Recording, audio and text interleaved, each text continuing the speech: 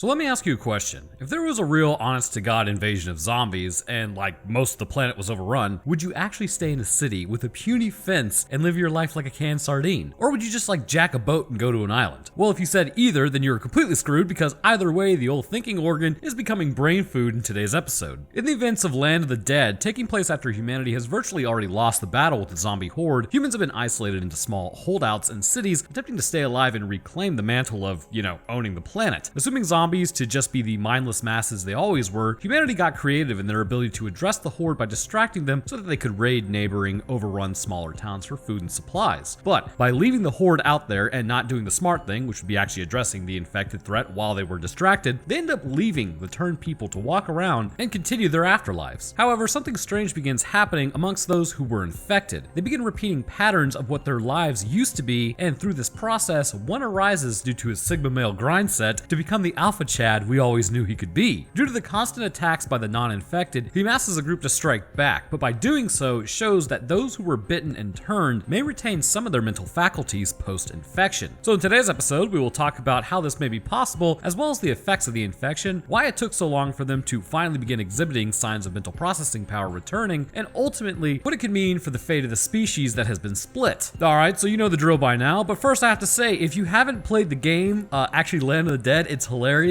Literally on the first mission, you're like a farmer and someone wanders into your yard and the objective becomes find out what the stranger wants, and then you immediately put up your fists. Also, there's something in the game called Kung Fu Fist, which is legitimately the most OP force multiplicator in the game. But this is over the movie, so if you haven't seen it before and want to watch it yourself, there will be a timestamp up on screen to bypass the summary and then head straight into the science, go there. But for all others, let's get to why when someone shows up in your yard, you truly should just put up your fists and then run at them. No words exchanged, just violence. I don't care if you say you're from the city here to figure out why I'm building a tunnel in my backyard and I've severed several power lines and wires. So we kick off our story some time ago in the movie and real life where I totally forgot about the head in the cooler at the post-credit scene in Dawn of the Dead. So it's a relatively supernatural disease. It has some real biological implications. Well, maybe it's not supernatural, but we'll get into that. And now that I've finally addressed that, we can all go back to living our lives. But some time ago, if you didn't know, Land of the Dead is a sequel to Dawn of the Dead. Actually, it's a sequel technically to Day of the Dead, which is a sequel to Dawn of the Dead. And there's a few others in there, but you get the idea, it's all connected. Anyhow, some people are getting got, and anyone unburied is rising to their feet to attack the living. So essentially the whole world is boned. And we now flash over to today. Groups of zombies are just hanging out in a park of a church, but what's interesting is some are actually attempting to play instruments within the gazebo, likely something they have practiced quite a bit, indicating that neurological function appears to be improving, or at least the strongest pathways that have become something autonomic or likened to it at this point are firing once again. As a zombified couple walks through and lets a gas attendant know that they are there, he walks out to go through the motions of refueling a vehicle. While he does this, he's being observed by Riley and his partner. We'll just call him Peon because he's not really that important. They're discussing how the zombies are pretending to be them, but really, they're technically living out their previous lives, albeit much less graceful. As Big Daddy looks on, and yes, that's really his name, he spots Riley and Peon, but rather than he, shambling forward, he calls out to the other two walking along, indicating that while speech is definitely not on the menu, caveman grunting is. They respond by appearing to understand the directive and moving towards Riley and the Peon. Meanwhile, Demora and his group are offloading some trash into, I'm guessing, a trash area, as one of the boxes bleeds for some reason. Then moving back to town, we meet the rest of the merry band of bloodthirsty raiders. Charlie has been keeping an eye on Riley and Peon, making sure that they are safe, although he doesn't give a crap about Peon. Prior to the raid, the group begins setting up fireworks as a way to distract the infected while they go in and look for supplies. Riley confronts Demora, telling him that the walkers are up to something as they are communicating and it may not be safe. But Demora wants to get in there for a specific reason, so he files that under advisement and starts the raid anyways. We also learn it's Riley's last night doing this, so we can't have any screw-ups, but that just means you're gonna have screw-ups. It's called Murphy's Law. So now we see that the fireworks actually work really well. The zombies aren't able to keep their eyes off of them. Now, I get it, lights, noise, it kind of keeps their attention, but the cars and bikes with the lights and the people yelling are doing the same thing. I'm not really sure how that stimuli would trump what's happening all around them. It doesn't really make much sense, but it doesn't matter because Big Daddy is still up and in action. As the raiding party descends into town, the zombies are getting obliterated, which you'd think they could just clear large areas by using the same process. But Big Daddy is not swayed like the others. He ends up saving a few of his infected friends, but many more are destroyed. He also understands the concept of just the head being left over and how much that would suck, so he takes out one of his zombie friends that he did try to save earlier. So apparently the fireworks dispenser is now jammed, so everyone is left on their own to get out of town. Peon and Demora watch as the, good God, what is notice that the Raidmobile 9000 just sort of mows down everyone. Demora and his crew stop off at the ethanol store, which is sponsored by Malibu, it looks like, as Demora then gets attacked. He's able to take him out before getting bitten, but it's pretty close. Peon then stays behind to pick up cigars before getting bitten himself. He goes outside as Riley pulls up and takes out the security. Peon takes himself out before Demora can, and that's why his name is Peon, because it never really mattered that we get to know him. Now we see Big Daddy lift a force multiplier off someone riding by, which I have to say, alright, so into the world, supplies are probably low. Wouldn't that be a little more concerning to kind of get that back? But you'll see that a lot in this movie. Like, nobody can aim, ammo is expended hilariously bad and without concern. I just think, it would be wise to conserve it, but hey, I'm not in the apocalypse yet. That's scheduled for 2025. But Big Daddy remembers the handheld he got and elects to keep it as he begins walking with his horde in the direction that the raiders went. Heading towards an FOB area, Riley and Charlie board a truck and then head towards Fiddler's Green, which is basically for the rich and famous. Their job is to secure food, but Demora went off the reservation and decided to make a pit stop at the ethanol station. So he gets chewed out by Riley for it, and Demora is trying to be able to actually live in Fiddler's Green, but it's likely not going to happen. As he goes to meet Kaufman, we get sort of like the high society Fiddler's Green, all that good stuff, and in juxtaposition, Riley heads out to where the normies are. So we get like this rundown now on the protection of Fiddler's Green. They are bordered on two sides by a river, which protects them, or at least they think it does, which is foreshadowing, and an electric fence on the land-based side. The walkers don't show up too much anymore, as they've learned, well, they're just gonna get shocked. And here we see what I was talking about. So a zombie walks up, gets shocked, and a soldier is ordered to shoot its face off. She doesn't even aim. She just fires from the hip in a spray and pray pattern. Like, dude,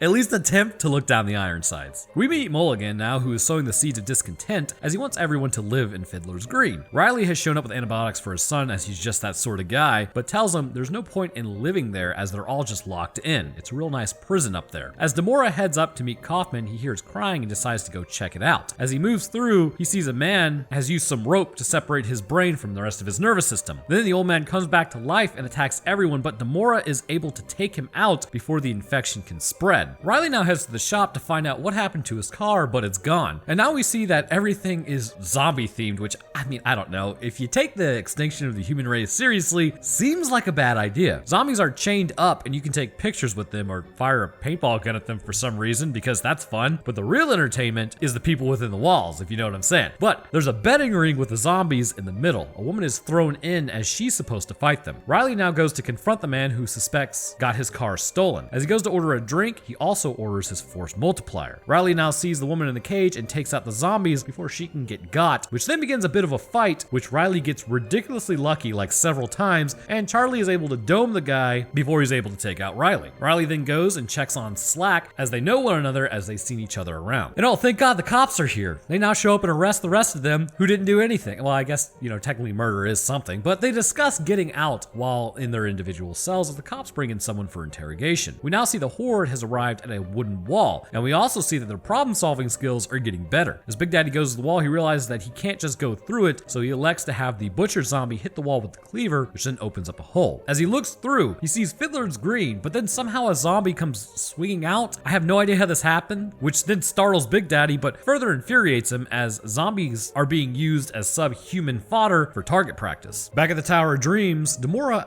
finally meets up with Kaufman, pouring himself some champagne. Kaufman's a little confused. Demora mentions how he has enough money now to afford a place here, but Kaufman tells him there's a very long waiting list and he's not even on it, basically. What a tool. We figure out that the bleeding box is now Kaufman is really just having people taken out, so there you go. Kaufman tells security that he needs Demora to basically be gone because he doesn't need him anymore, but Demora is able to take him out before he gets got. Heading back to the Normie Central, Demora then goes and picks up the rest of his crew. As he goes to pick up his vehicle, there is a man taking out the inflatable, but I'm not really fully convinced that isn't Kyle Hill, the science man from YouTube. But as they take pot shots, they realize that there are infected around them, which is apropos for Demora because his ticket to get out of there was scheduled for the day previous, which the guard questions him about. But for having to try to mix things up a little bit and shoot his way out, the guard's attention is attracted by the yelling, which gives Demora and his people a chance to slip away. Big Daddy's horde descends on the compound and knocks over the fence. Hilariously, one man rappels out of the safety of his tower and just directly into the horde. Like, bro, what was the thought process? But as Big Daddy sees Demora and his people get away in the same vehicle that they've been chasing, this makes him activate the force multiplier, which he now understands how it works. He takes aim and begins taking pot shots at the vehicle, but it's armored so it does very little. At this point, the guards are ripped apart, but Big Daddy stops them from eating everyone, likely to replenish their numbers. Demora threatens Kaufman about his money and how he's going to destroy his tower if he doesn't pay him with interest. Kaufman instead pulls Riley out of the holding cell and entrusts him with a job. Get close to Demora and then take him out, and if he pulls this off, Kaufman will give him a vehicle and enough force multipliers and ammo to head north. He is told there is nothing up north, but that's sort of the idea. I mean, I'd rather go south personally, milder seasons. Demora now leads redshirt number 2 on a skateboard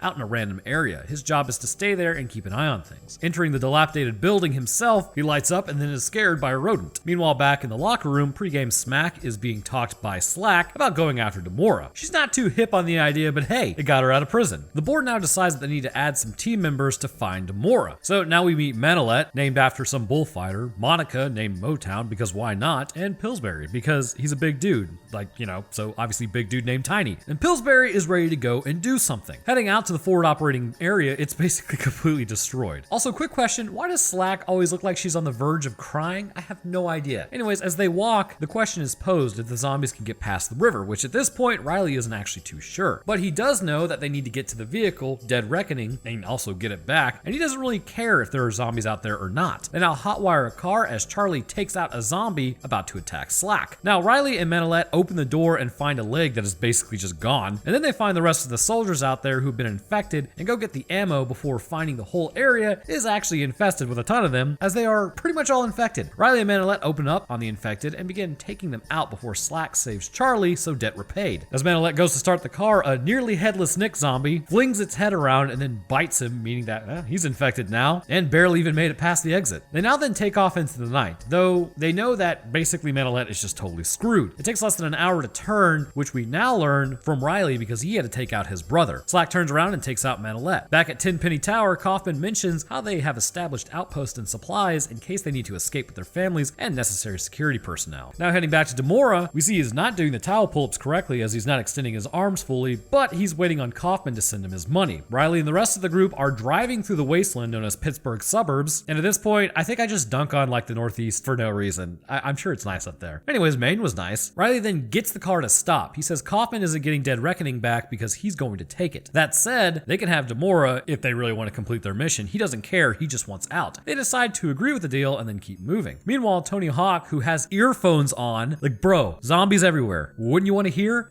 Well, you know, they're everywhere, so he spots a zombie and then takes it out before riding around more on his skateboard. He's then accosted by his #1 fan before having a meet and eat with the rest of the zombie horde, ending him. At this point, the group has reached the river as Big Daddy is the first to go in and the rest watch. Demora now gets his group to load up the concussive force detonators as Riley and his group continue to track. Meanwhile, Big Daddy and his squad have begun exiting the water as clearly that wasn't much of a barrier. Kaufman is now getting concerned that he's about to be shelled, so he tells his worker they're leaving in the limo. Kaufman goes and pulls his money out of the bank while everyone in Normieville is getting attacked because the rich area is located further in the defenses. Riley and his group now arrive where Demora is. Pillsbury changes teams and punches out Motown to help Riley and his group. Charlie meets up with Riley down the road and go cut off Dead Reckoning. Demora lets Riley and Charlie in as Slack and Pillsbury take positions. Obviously, Demora is a little wary of Riley as he accuses him of working with Kaufman, which technically yes, but Riley basically tells him, yes, that's exactly why I'm here. Demora gives the order to lock in the tower for its destruction as the safe zone is completely ransacked. Big Daddy teaches softball extraordinaire how to fire a force multiplier as Meat Cleaver Man stops a soldier from throwing a concussive force distributor, which sucks for that guy. Meanwhile, Motown is back up in action, which by the way, I know they always show people being fine after being knocked out, but if you are knocked out for more than a few seconds, that could cause like literal brain damage, which you didn't hear it from me, but the easiest way to knock someone out is a nerve that runs under the jaw around midway back. If you hit that, it's like almost an assured knockout. Like, I don't use that though, you know, only in emergencies. Riley then tries to appeal to Demora's humanity by telling him he will be taking out a lot of innocent people. Riley instead then jams its functions as Demora is then kicked out of the vehicle and hit by Motown. Of course though, then she gets bit and has her ear bitten off, which seems like it kind of hurts, but is then doned by Slack at this point to put her out of her misery. Now Riley's group takes over the vehicle and they call back to Kaufman, who literally just took out a board member as he was trying to stop him, which Kaufman now realizes, man, that was really bad timing. But then an explosion happens, which alerts Kaufman that they are still actually under siege. You think there would be like, I don't know, an alarm system in place? But Riley asks Demora where he's gonna go and then lets him go towards Cleveland. Riley now elects to head back and try to save people as the infected are continuing to ransack the area. As Demora and his friends walk through this area, Demora takes out one of the zombies but then is bitten on the hand by another. He takes it out out before his friend realizes that he's infected. He says, hey, I'd rather be a zombie than just have my friend blow me away like I've done to other people. So actually,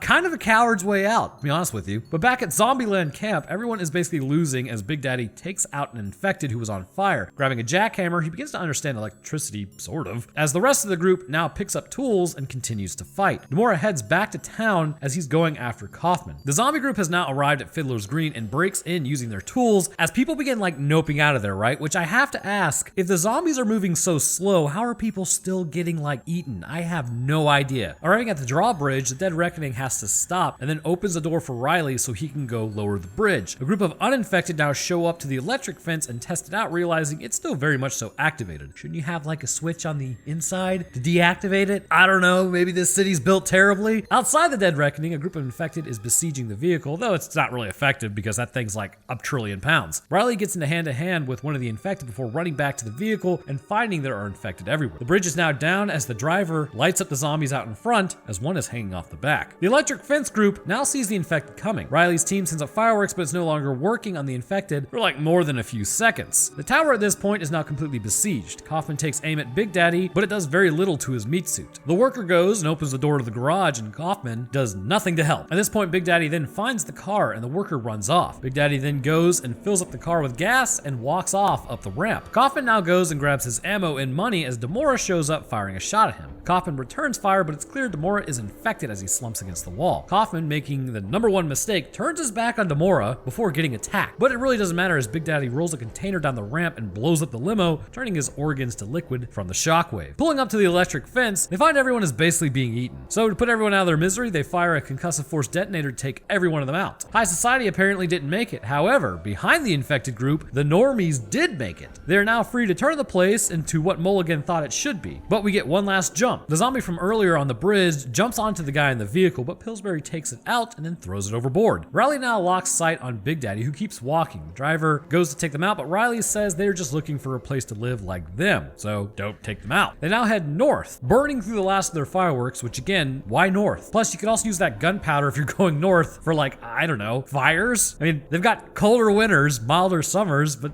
it just seems like an island would be better. Although that one island in Dawn of the Dead really wasn't much better. So to kick off the science portion of this video, we must first understand the actual pathophysiology of the virus that has infected these people and ultimately what it would result in. To do this, we have to go back to Dawn of the Dead for a moment. So remember that episode I did that was flawless and in no way had any mistakes, and if you say there were, you're a giant nerd? Well, welcome to the party, because I'm a giant nerd as well. There's a friggin' head in the cooler, which at the time, and as we understand it now, indicates a supernatural element to the whole infection process, but then that raises the counterpoint I always say in a situation like this. Just because we don't understand something right now does not mean it's magic. Take someone from the Dark Ages, show them a car, turning on the TV with a remote, or even a space shuttle and tell them that we've been to the moon, if you believe in the moon. There's people on this channel that don't believe we've been to the moon. It's very interesting. But you'll have that person calling us witches and wizards and brandishing pitchforks. It really comes down with our species that if we know something, we feel like we've always known it. If we don't know it, then it must be magic. Remember, 1% is what you know, another 1% is what you don't know, and the other 98% is what you don't know that you don't know. And that's really what will get you, and that's why Twitter is an absolute nightmare. Anyhow, I shouldn't have checked that site this morning. So, when we see the head in the cooler, the thing to understand is, for this to exist as such, it requires an infection that we do not know about, but can attempt to understand, as it's really all based on cellular function and how it's able to persist without regular systems in place, allowing the cells to normally survive. So how does this work? Well, the first parameter that we need to establish with the infection route is that the body does get bodied technically, but it might be something a little different than what we would normally think. When someone is infected with this plague, they will stop breathing about an hour in and quickly change after that. And that's the key to what's happening. When people drop this virus, it's not so much that they've been gone for a super long time or are rising out of the graveyards, though a case could be made if you buried somebody really quick, they would probably be trying to rise out of graveyards. But the point is that they're all flatlined. They had recently just dropped, meaning that a lot of their cells are still technically alive. There's this common misnomer that when you finally take your last breath, because end of life appears to be a nightmare from my layman's perspective, while you, at least your consciousness is out of the game, that your body is also just completely gone, but really, you're still technically alive. The nervous system will expire within 4 to 10 minutes of not receiving oxygen, as the maintaining of all of our autonomic functions of the body and consciousness not only takes a lot of oxygen, but also takes a lot of calories. In fact, the brain alone, being just 2% of our mass, uses roughly 20% of our calories, which is about 320 to 450 calories a day just to think. That's like literally a Big Mac, and then your brain also uses 20% of your intake of oxygen, which, speaking of that, you're breathing manually now. As a person stops breathing, the central nervous system quickly begins flatlining out, leading to cellular expiration. But I believe it's not a full process, which also would explain the mental recovery later seen concerning the return of some mental faculties. But rounding it back to my earlier point, me going on about things that we don't understand is because we are multicellular organisms, we like to think of ourselves as basically the pinnacle. Single-celled organisms are so last billion years ago, but really down to its core, we are just a single-celled organism living in a colony working together almost flawlessly to keep the colony alive as a whole, and this is us. Should a virus come along and potentially change the cellular functioning towards something more single-celled, it's possible that the entire functioning of the body would change. And it may even change things like metabolism, which this sounds a little far-fetched, but we will get into these issues momentarily. But I would like to turn your attention towards cancer, for instance. Cancer is a biological douchebag, literally the embodiment of if you aren't rooting for the home team, then get out of the stadium, and then staying there anyways, stealing popcorn and holding up a picture of themselves and cheering for that. Again, total douche canoe. But cancer also has abilities that our bodies do not necessarily possess normally. It's been known for a while that human cells cannot exist outside the body for very long. Sure, you can grow some tissues for a little while. White blood cells can last a few weeks on their own, sperm cells a few days, but growing tissues is virtually almost impossible. The reason is our cells rely on other cells in the system to survive, and without them, even with nutrition being in the area and coming in, there are likely hormones lacking that aid in cellular coordination and internal coordination that keeps the cells functional, so eventually they expire. The same cannot be said for cancer. Cancer will absolutely survive on its own in an environment outside of the body as long as there is nutrition, which I wanted to bring something to your attention that is a side tangent, which is actually like super cool. I read about this the other day. Currently, there are studies being done on the medical application of ultrasound to destroy liver cancer tumors. They have found that using ultrasound will cause the tumor cells to flex and contract, creating air bubbles that will destroy them. And by hitting 25% of the tumor, this will cause the immune system to respond more aggressively to the cancer and destroy it, which is absolutely awesome for the cancer battle our species is currently facing. I swear, ultrasound has like so many uses that we haven't even tapped into yet. Side tangent over, the thing to understand about cancer is it can actually survive outside the body, as I stated, but it goes back to the genetic coding, or DNA, as it always does. Let's call it the body gene. This gene is extremely simplified to an extreme degree, but it keeps the cell in line with what's good for the body. If this gene is broken, the cell will typically undergo apoptosis under the direction of immune cell or by its own directive, basically causing itself to burst because it could damage the body. However, if enough genes are broken through things like mutations, this will lead to cancer and it will no longer respond to the body's orders or to take itself out, in which case natural killer T cells are sent out to destroy them. This leads to it rapidly dividing and taking up resources in the body and almost being its own organism. I mean, to a degree, I can't fault it. It wants to survive, as that's the point of life. But this is the person's meat suit, and if it really wants to survive, it can go out and get a job. Although, I gotta tell you, I suppose there are enough tumors walking around the world as is. But all of this is to say, what I believe is happening in those infected by the actual disease is they may have their genetic coding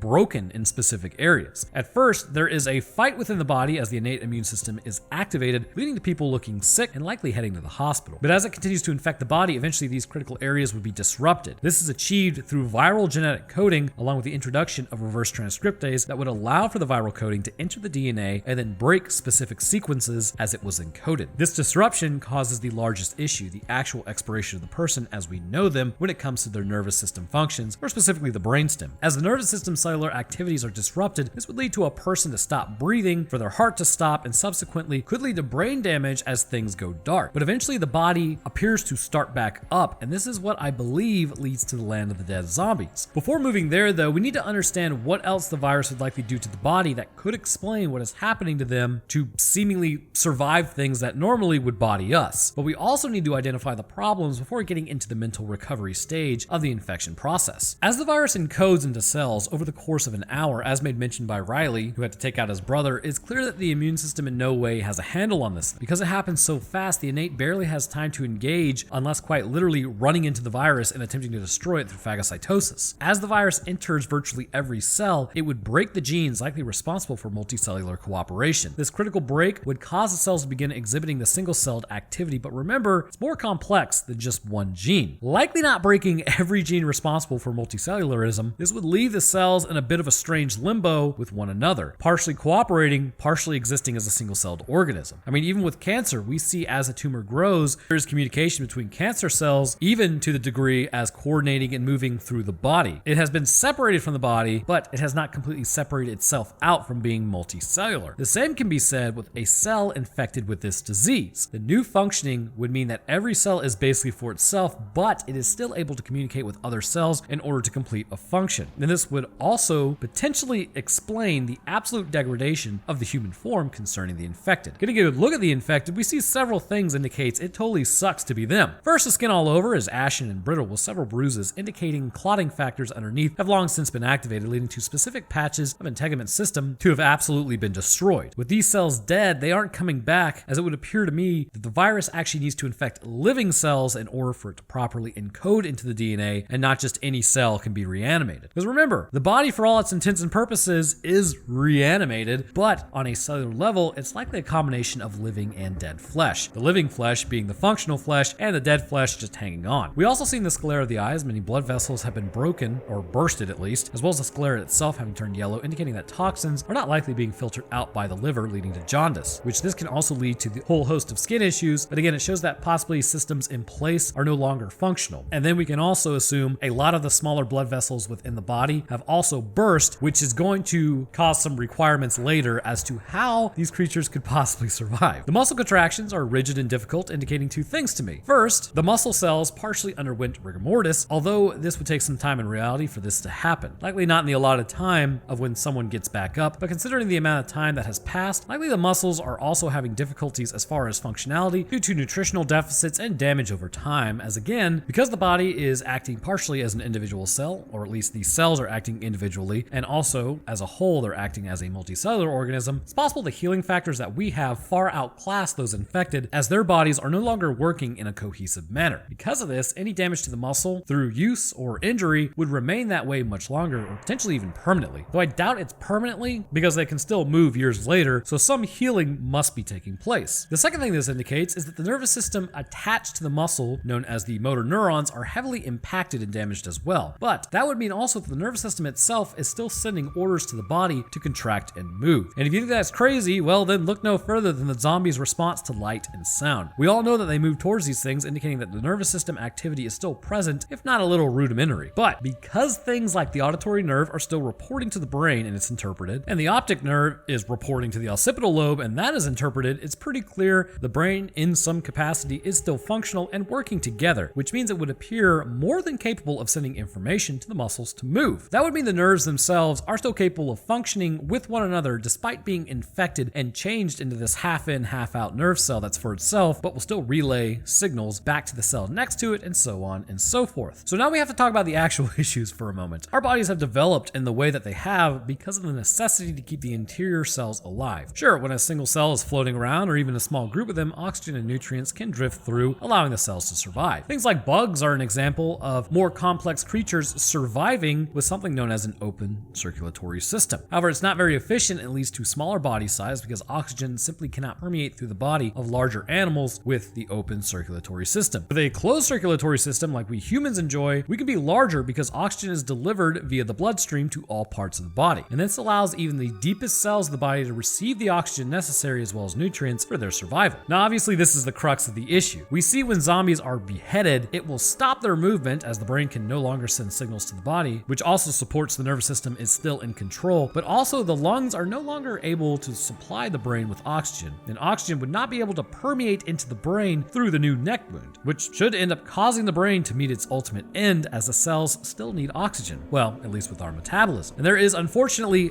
no way around this. The only thing I can see happening again is if the metabolism undergoes some sort of change towards a more efficient anaerobic metabolism when entering a stress state, allowing the zombie to survive longer. But that doesn't seem possible given what we know about our metabolisms, but that would be the only way around it, which considering the zombies are walking underwater for an extended period of time without drowning may indicate that the cells have become anaerobic. But again, in humans, this is an extremely inefficient way of making ATP for the body. The whole process would really have to be overhauled. But for the sake of argument in this video, we would have to assume that is exactly what is happening in the bodies of the infected. With these altered metabolisms, cells being in an intermediate stage between single cell function and cancerous tumors, but still able to communicate, this would explain the apparent durability they have at receiving wounds, as there's no specific system that shuts them down concerning cellular function, apart from the brain being in control of the actual body though. And this is what would ultimately cause the brain to regain some of its function after enough time had passed. And I am certain some of you saw this coming, but looking at the fact that we know the nervous nervous system is still functioning even with damage to the body, not healing as fast, the anaerobic metabolism of cells, keeping the individual cell alive even after the host should expire by either damage to the body or literal head and shoulders cleanse, and the same cleanse showing the body relies on the nervous system even after apparent bodying, I would have to say I believe it all boils down to the immune system giving up accompanied with neuroplasticity. So let's start with the immune system. It's a finite resource if you didn't know. There are diseases that we face even today that can absolutely deplete these defenses, and it's not HIV, it's rabies. That's not rabies, but it's actually the measles. If you contract measles, the fight can be so intense in your body that it can actually deplete it, making you vulnerable for several months as it has to build back up again. And it can still affect you years later, as it could end up destroying immune system memory cells that had fought a disease before. So when that disease shows back up, your body has no memory of ever fighting it in the first place, which then kickstarts the infection all over again as if it were brand new. And just for your information, HIV just really kind of breaks the chain of communication by destroying CD4 and CD8 T cells, making your immune system not be able to function properly. That's really how it gets around all these issues. But with the virus invading the body, again, at the beginning there is a clear immune response. But as time continues on, this response becomes less and less as either the immune system is depleted or converted by the same infection that is converting the rest of the cells. Once this is done, something critical like inflammation would decrease as well, which would take pressure off the brain, which means anything like meningitis or encephalitis would decrease, again, taking pressure off the brain. Although the damage left over would likely be permanent, or slightly permanent, because this leads us into our next point, which is neuroplasticity. Neuroplasticity is essentially the brain finding a new way to route information. When you're first born, there is a ton of neuroplasticity happening within the brain as new neurological connections are made like hourly. There is actually a child out there right now, if I remember this correctly, whose brain was mostly a cyst. I think it was like 70% or something like that. But because it happened when they were so young, the brain's plasticity levels were higher and they were able to